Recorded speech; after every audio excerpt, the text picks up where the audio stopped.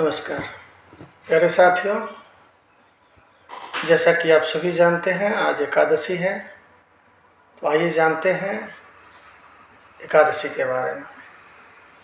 एकादशी की प्रथा की शुरुआत मार्गशीर्ष मास की किस पक्ष की एकादशी तिथि से हुई, जिसे उत्पन्ना एकादशी के नाम से जाना जाता है।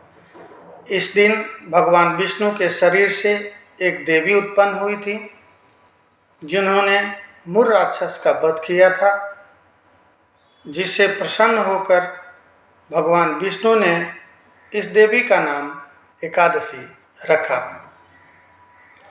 और यह वरदान दिया कि जो भी इस दिन व्रत रखेगा उसके पाप नष्ट हो जाएंगे।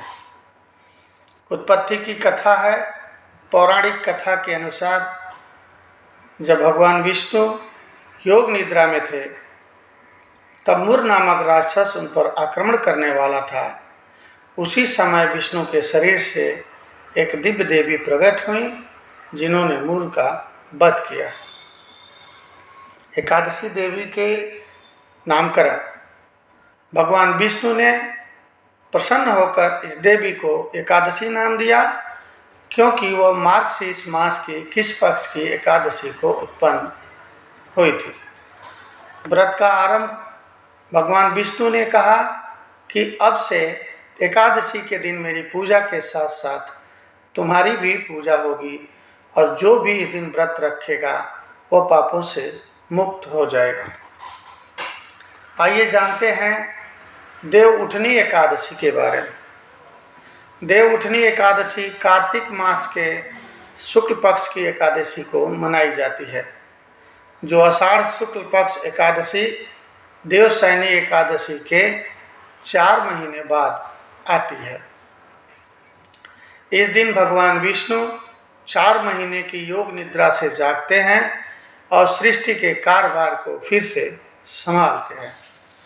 इस कारण इसे प्रबोधनी एकादशी या देवोत्थान एकादशी भी कहते हैं।